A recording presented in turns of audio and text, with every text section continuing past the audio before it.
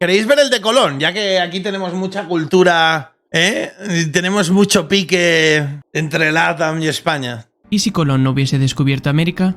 Existen 4 posibles escenarios distintos. De menor a mayor probabilidad serían los siguientes. 1. Nunca se descubre América y América tampoco descubre al resto del mundo. 2. Es América quien encuentra a otro continente. 3. Asia se encuentra con América. Y 4. La más probable. Otro país europeo encuentra al continente americano. Vayamos con la menos probable, la primera. Y es la menos probable, ya que Europa se encontraba en plena era de las exploraciones, con Portugal y España a la cabeza. Por ejemplo, el explorador portugués Cabral descubrió por accidente Brasil en el año 1500, ya que su destino real era la India, y la reclamó entonces para Portugal. Pero supongamos que los exploradores jamás se atreven a navegar hacia lugares que no están en sus mapas, y América y el resto del mundo nunca se conocen.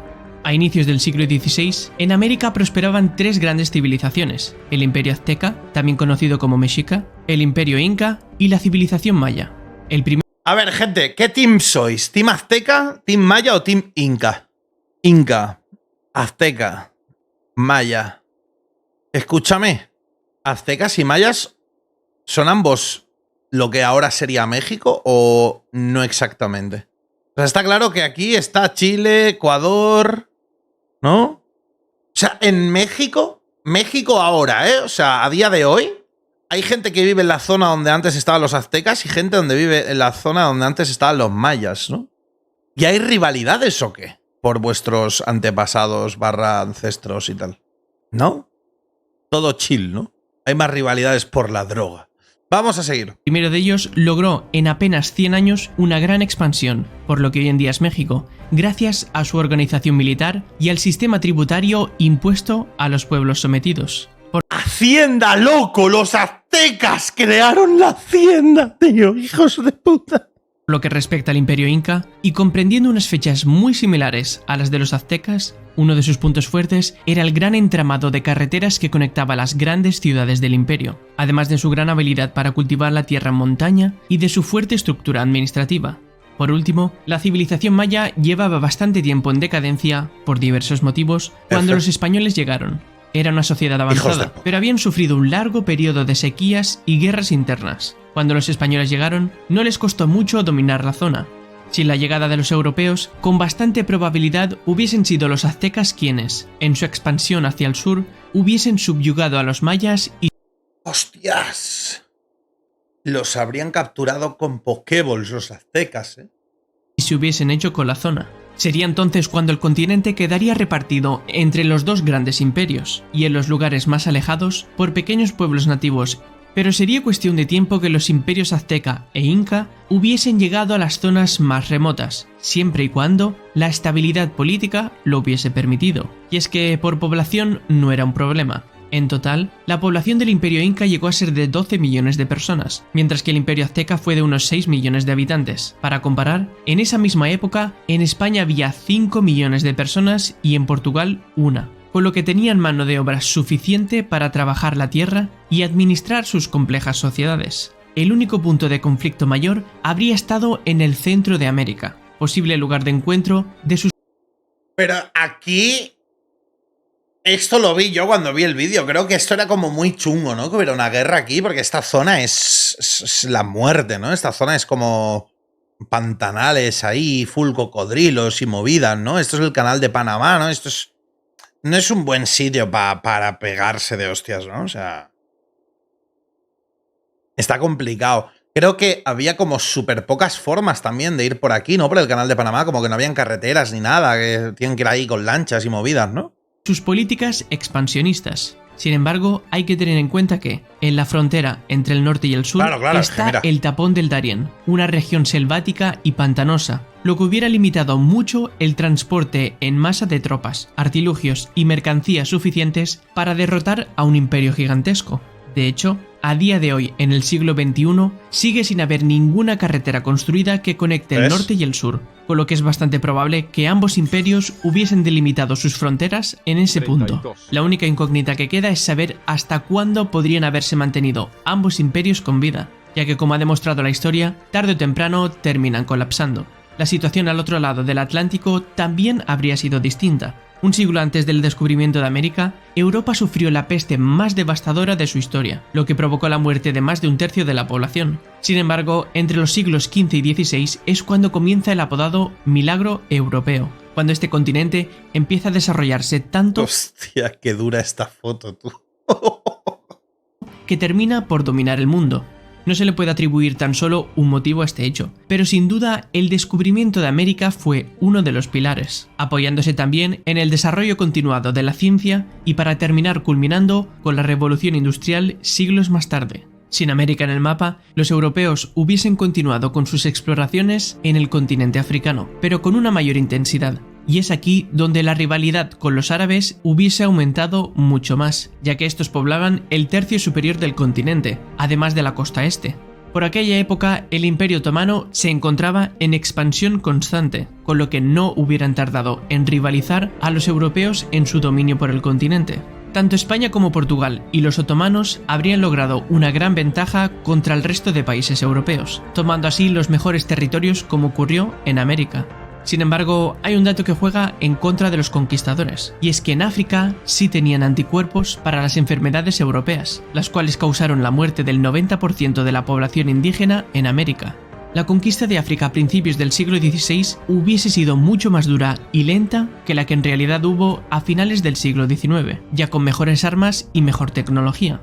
Por lo tanto, es probable que tanto Inglaterra, Francia y Holanda hubiesen podido conquistar parte de las tierras de África, que tendrían a ser las partes más inhóspitas. ¿Y cuándo se habrían encontrado ambos continentes? Si realmente nunca se atreviesen a navegar por el mar hacia lo desconocido, como en este supuesto, lo mismo habría sucedido cuando alguno de los mundos hubiese inventado la aviación, con lo que es bastante probable que este estado de desconocimiento entre ambos continentes terminase con la exploración espacial, más en concreto con los vuelos suborbitales, los cuales tomaron las primeras imágenes desde arriba en 1946, pero claro.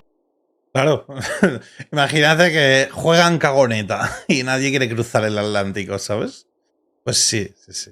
Aunque de todas formas desde Asia está bastante más cerca, ¿no? Claro, en nuestro supuesto, O sea, quiere decir, no tiene mucho sentido porque desde Eurasia, desde Rusia, están tocando, ¿sabes? Alaska y Canadá y Rusia, ¿no? Hubieran ido por arriba, supongo, ¿no? Yo no sé. el intercambio cultural y el avance tecnológico y científico habría sido mucho más lento, con lo que, comparativamente, tendríamos décadas de retraso, y es posible que aún no nos hubiésemos aventurado al espacio, ignorando así la existencia de América para el resto del mundo. Por último, nuestras culturas no habrían experimentado el llamado intercambio colombino. ¿Y qué nos estaríamos perdiendo los españoles? Productos como el tomate, la patata, el maíz, la vainilla, el cacao, el aguacate y el caucho. El tomate sí que no. El tomate sí. Y la patata, tío. Oh, Dios. Entre otros muchos, aunque por suerte no conoceríamos el tabaco. Esto sería bueno. Por el otro lado, los americanos no tendrían cítricos, ni manzanas, bananas, mango, cebollas, arroz, trigo, ganado y lo que se convirtió en uno de sus mejores productos, el café.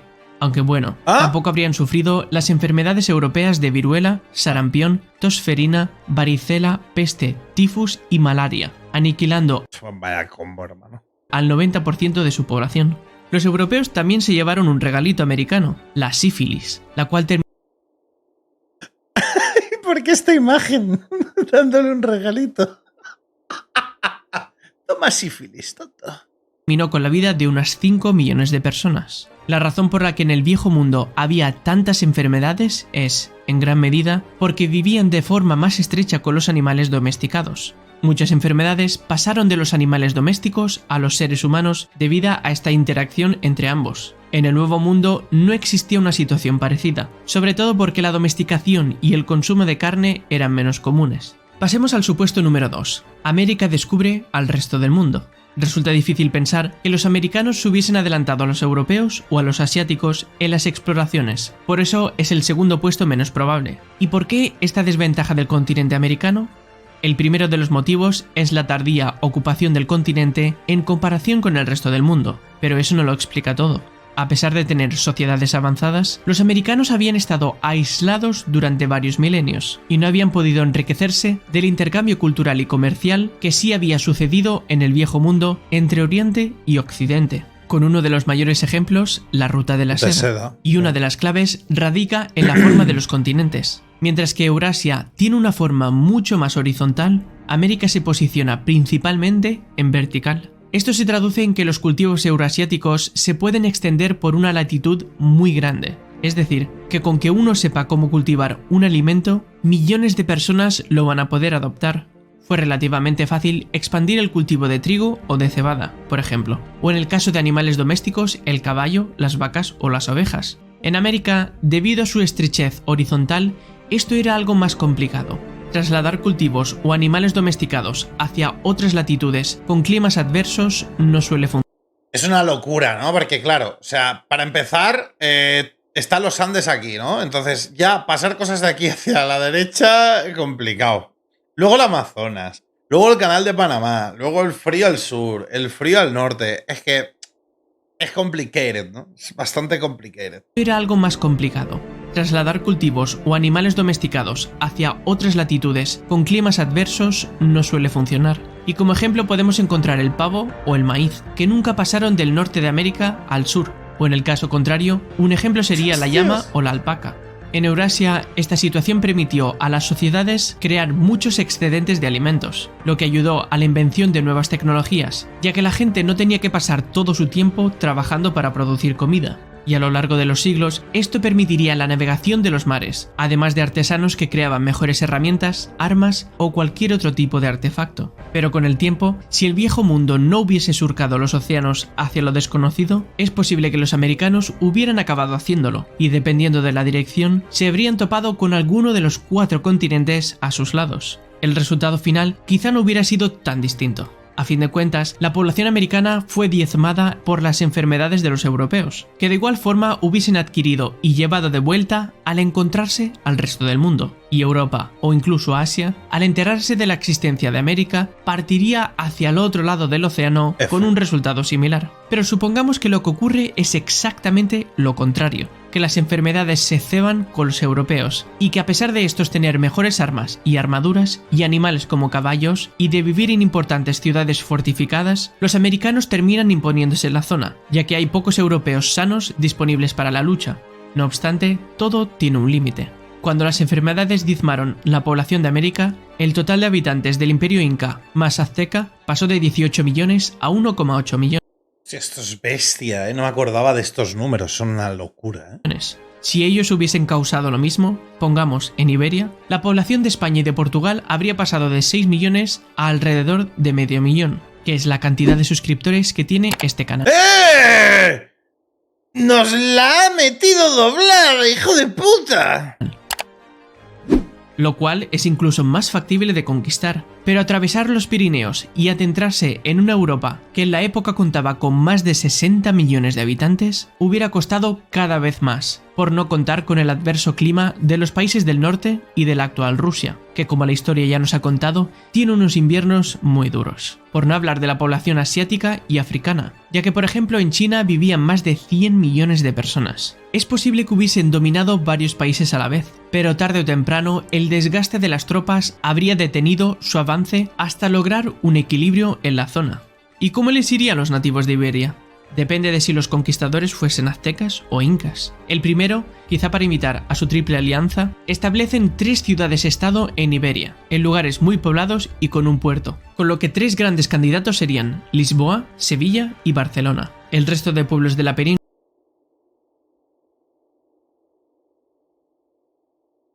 ¿Sevilla tiene puerto?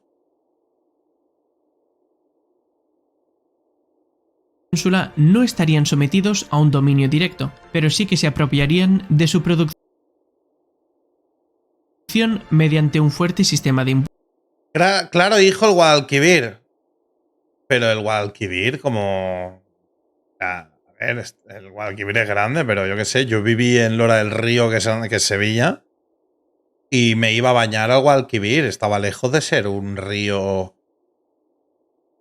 Yo qué sé, como el río este de... como el Nilo, ¿sabes?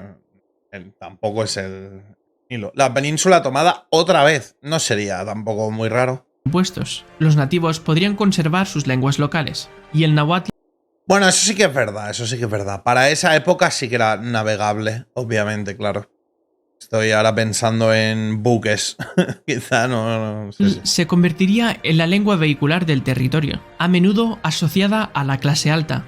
En cuanto a la religión, no queda del todo claro si la impondrían a los nativos conquistados. Lo que sí que es seguro es que los ibéricos les servirían a los aztecas para sus sacrificios humanos como parte de sus ofrendas a sus dioses.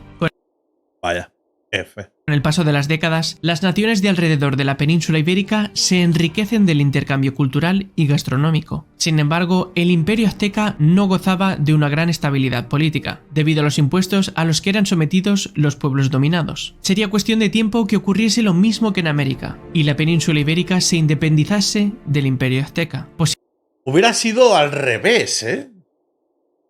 posiblemente provocando su colapso en su tierra natal. ¿Y qué habría de diferente con los incas? Estos quizás hubiesen emplazado su capital en el centro de la península y hubiesen continuado desarrollando el entramado de carreteras que ya existía por aquel entonces. La vida para los ibéricos quizá no hubiese sido tan distinta a cómo habían vivido hasta entonces, pues la economía inca era feudal. Además, esta gozaba de buena salud, pues contaban con una gran producción tanto en agricultura como ganadería, y utilizaban un sistema de repartición equitativa de productos, y de hecho, no usaban dinero. El resultado final de este segundo supuesto, en el siglo XXI, al menos tecnológica y científicamente, podría no ser muy distinto al que vivimos nosotros en la actualidad, ya que una posible competencia Europa versus América hubiese dejado al mundo una gran cantidad de avances e invenciones, donde Bueno, pues sí, puestos a elegir, pero en un supuesto multiverso, hubiera preferido que hubieran venido los incas, ¿no? Más que los aztecas. Los aztecas un poco loquetes, ¿eh? sí habría más cambios serían los aspectos culturales, ya que América sería menos europea y más autóctona, y en cambio España sería mucho más americana. Supuesto número 3. Asia descubre América. Otra vez. China fue, Otra vez. durante mucho tiempo, una gran potencia, lo que le permitió aventurarse entre 1405 y 1433. Perú, ¿eh? Esto es Perú para quien no sabe decir la R. Perú. Vaya gilipollez. En 7 expediciones marítimas alrededor de Asia y África Oriental, los llamados viajes del tesoro. De hecho, fueron los chinos quienes inventaron la brújula y la pólvora. Sin embargo, al contrario que los europeos, los chinos no estaban Perú francés. Perú. interesados en conquistar territorio, y en su lugar intentaban establecer relaciones diplomáticas. China quería aumentar su comercio marítimo para crecer económicamente, y además tenía objetivos secundarios, como por ejemplo encontrar animales y plantas exóticos, sobre todo para fines medicinales. Así pues, no resulta para nada descabellado pensar que China podría haber ido un poco más allá y en alguno de los siguientes viajes terminar en Australia, Nueva Zelanda o América. ¿Pero por qué se detuvieron en 1433? No se sabe con certeza, aunque podría ser el resultado de problemas políticos internos. Sea cual fuese el motivo. Bueno, y que cruzar el Atlántico no es lo mismo que cruzar el Pacífico, ¿no? Creo yo. O sea, el Pacífico es bastante grande, ¿eh? Lo cierto es que tenían los conocimientos necesarios para navegar grandes distancias por el océano. Sin embargo, el gran problema de este supuesto radica en el Océano Pacífico, y más en concreto, en sus corrientes. Cruzar el océano hacia el este, al principio, era misión casi imposible. Después de que la expedición de Magallanes y Elcano completasen la primera vuelta al mundo en 1522, quedó patente que se podía navegar entre América y Asia. Sin embargo, y debido a las corrientes que van de América a Asia, las primeras exploraciones hacia el este terminaron en fracaso. Ejemplos de los que se tiene registros son, por ejemplo, el viaje de Saavedra, que partió en 1527 desde México y una vez quiso tornar, después de alcanzar Asia, no lograron encontrar vientos de oeste y tuvieron que volverse a Asia otra vez. Misma suerte correría López de Villalobos en su viaje de 1544. No fue hasta el año 1565 que Andrés de Urdaneta. Esto es como como lo de One Piece, ¿no? El mar ese calmado, tú. que es imposible pasar por ahí, ¿no? Encontró un sistema de vientos que haría navegar de forma fiable un barco hacia el este. No le sabían al lock pose. de vuelta a las Américas. Pasaron 43 años El Camp Belt, el cinturón calmado ese. desde la vuelta al mundo, y eso que los navegantes sabían con certeza lo que había al otro lado del Océano Pacífico. Por lo tanto, la posibilidad de que un país asiático hubiese podido encontrar América antes que un europeo parece poco probable. Es posible que, aun encontrando América, los chinos no quisiesen gobernar aquellas lejanas tierras, y al igual que en sus viajes del tesoro, se dedicasen a establecer relaciones diplomáticas y a comerciar con los americanos. Pero entonces, dos cosas son ciertas. Las enfermedades volverían a hacer mella en la población americana, y los europeos, al enterarse del continente y de sus riquezas, tomarían rumbo hacia el oeste, con un... ¡Buah! Claro. O sea, esto hubiera sido el peor escenario para América posible, ¿no? Yo creo. Les hacen un bucaque. Ya fue chungo, pero... final bastante similar al actual. ¿Y podría otro país asiático haber descubierto América? India contaba con una gran producción en conjunto, pero estuvo subdividida en diversas dinastías, imperios y sultanatos. La organización más grande fue a final del siglo XIV, con el sultanato de Delhi, pero no mostraban interés en surcar los mares. India se volvió a subdividir con el tiempo y no volvería a tener un tamaño similar ya bajo el imperio mogol hasta finales del siglo XVIII. Japón, entre los años 1467.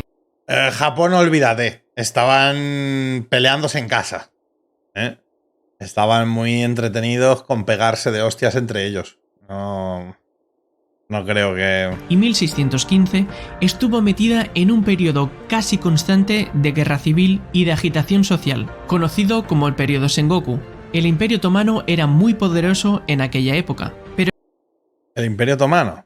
Pues me la agarras con la mano. se haría imposible conquistar un continente y que sus naves pasasen por el estrecho de Gibraltar por su gran rivalidad con los países cristianos. Su única alternativa sería cruzar por debajo de África o ir hacia el este por Asia, pero no resulta nada practicable. Rusia tampoco lo hubiera tenido fácil por el norte de Europa, y sus puertos se congelan en invierno, con lo que la única posibilidad sería a través del este de Siberia, pero esta es una zona que solo lograron dominar a finales del siglo XVII. Pasamos así al supuesto más probable: otro país europeo descubre América.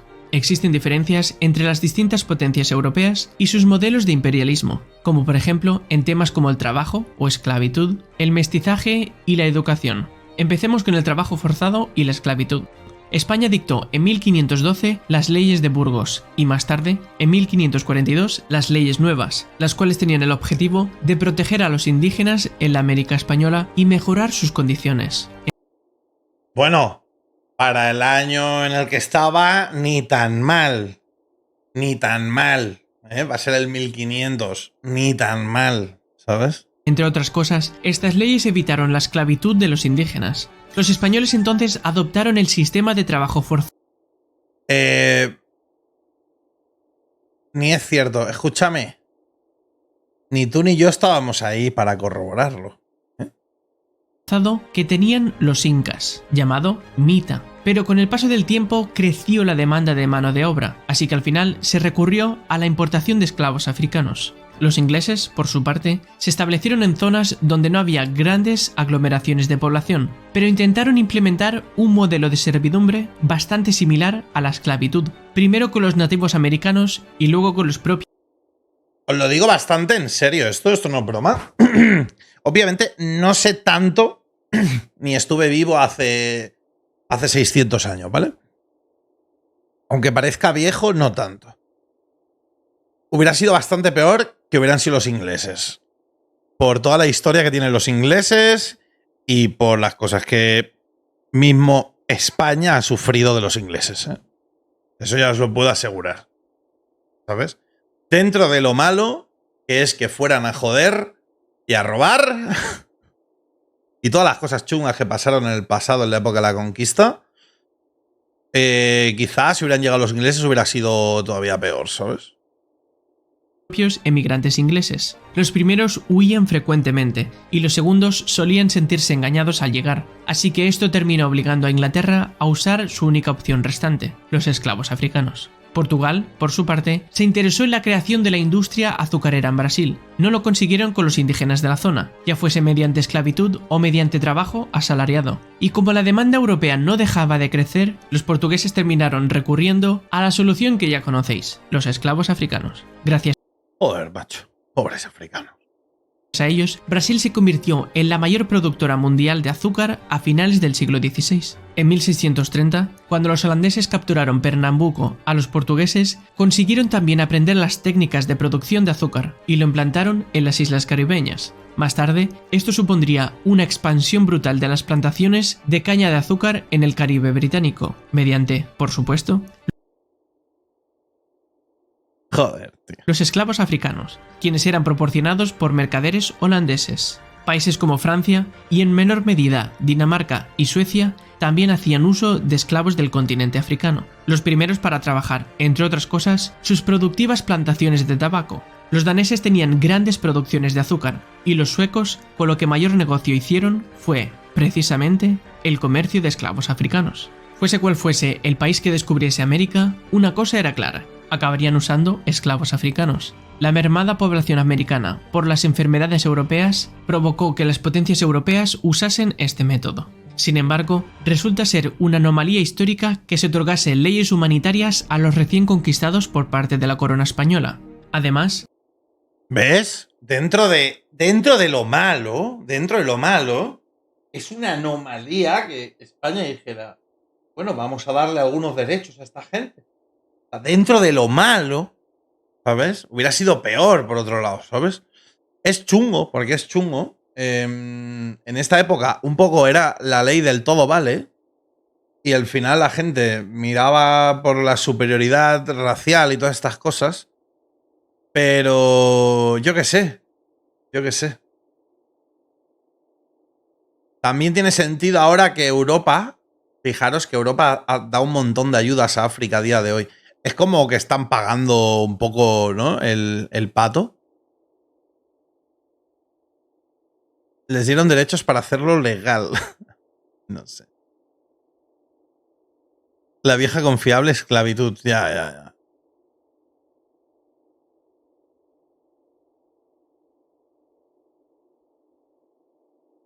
la perspectiva que se tomó con la población local fue distinta entre los imperios. En 1514, España dictó la Real Cédula, mediante la cual se permitía el matrimonio entre españoles e indígenas. Para poner esto en perspectiva, en Estados Unidos el matrimonio interracial se terminó legalizando en todo el país en el año 1967. Por el culo se te mete. Oye, a ver. Mal, ¿no? Sí.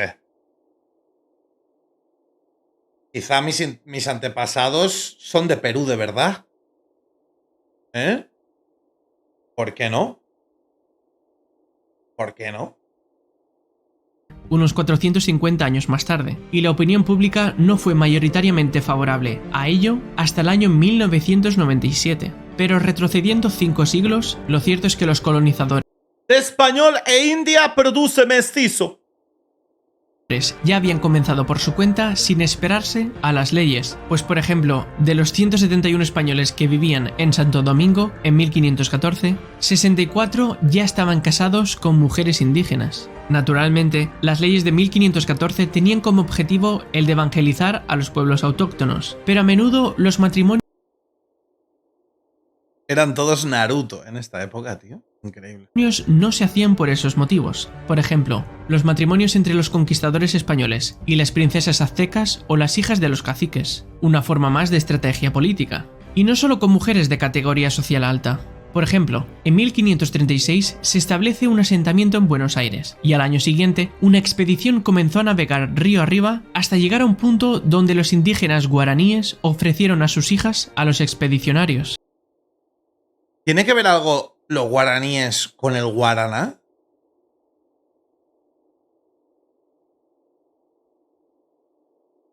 ¿No? Algo tiene que ver, ¿no? La zona.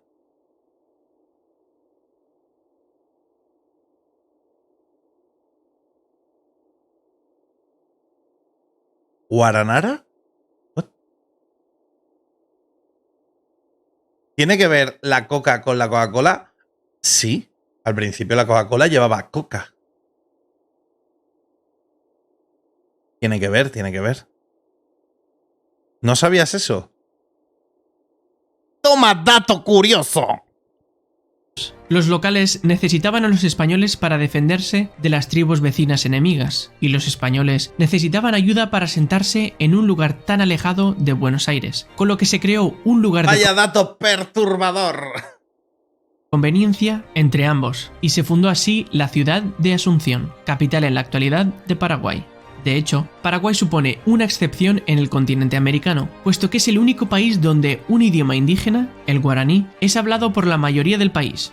La situación fue distinta en las tierras bajo dominio inglés, por distintos motivos. Por una parte, los colonos ingleses solían ir en familia al Nuevo Mundo, al contrario que los españoles. Segundo, las sociedades en el norte de América eran muchísimo menores, lo que dificultaba aún más la integración. Y tercero, en lugares como Virginia se aprobaron leyes en contra del matrimonio interracial en 1691. Las diferencias entre españoles e ingleses no son casuales, sino basadas en sus propias experiencias. Los españoles habían convivido durante siglos con los árabes en la península ibérica y se apropiaron de diversos aspectos culturales de aquella sociedad, y los contactos personales eran mucho más frecuentes en las ciudades reconquistadas. Los ingleses, por su parte, habían invadido Irlanda siglos antes y consideraban a estos unos bárbaros, puesto que no construían casas de ladrillo o de piedra, ni cultivaban la tierra, y tampoco vivían en ciudades, lo cual para los ingleses carecía de sentido, y en 1366 prohibieron los matrimonios entre ingleses e irlandeses. Cuando los anglosajones descubrieron las nuevas tierras en América y vieron a unas gentes que actuaban igual que los irlandeses, los consideraron.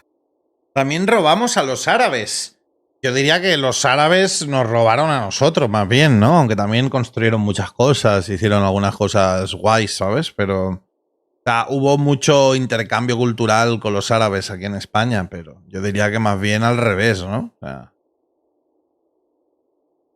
de igual forma salvajes. En Brasil, gran parte de la población no esclava eran mestizos, que ellos lo llaman caboclos, aunque no existía un sistema de cruce tan complejo como el español. Incluso los colonizadores franceses tuvieron descendientes mestizos en lo que hoy es Canadá, aunque en menor medida, y se les conoce como métis, contando con una población actual de más de medio millón de ¿metis? ¿Que son los Amish estos o qué? personas. Como resultado, hay países en los que más del 50% de la población son mestizos e indígenas, casi todos de habla hispana, a excepción de Belice.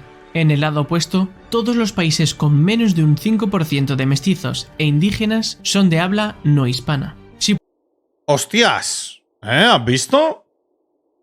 Oye, Portugal hubiese colonizado América, o sea, en España versus LATAM hay odio, porque hay odio y hay cosas malas, las hemos visto ahora, pero también hay amor.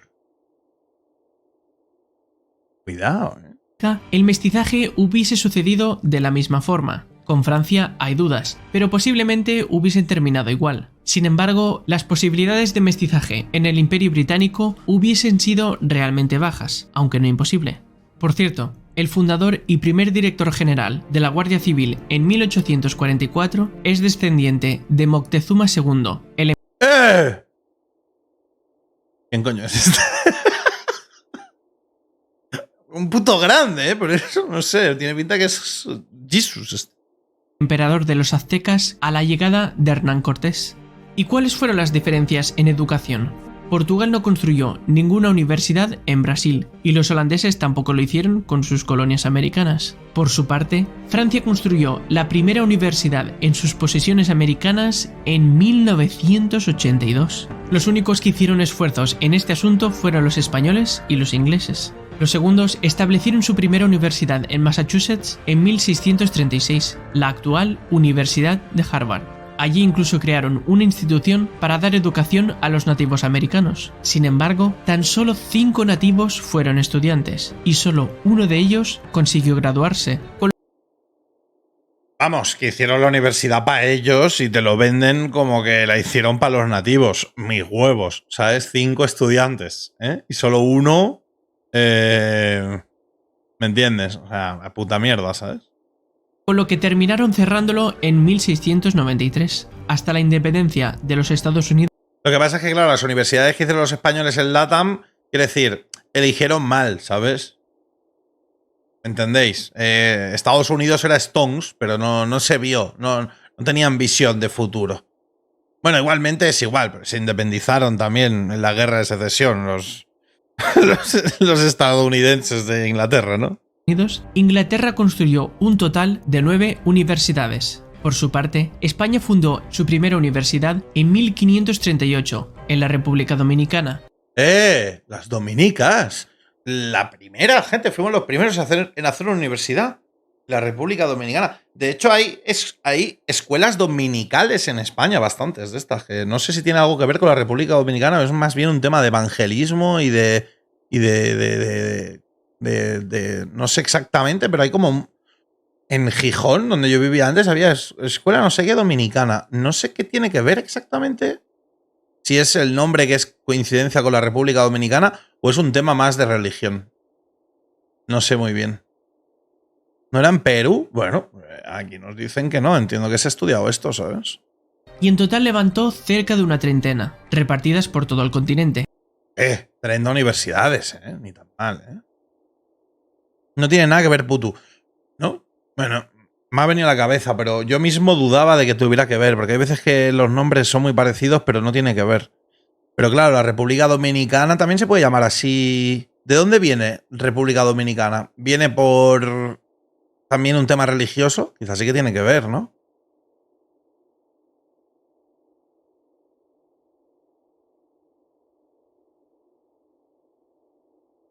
Es por religión. Claro, entonces sí que tiene que ver.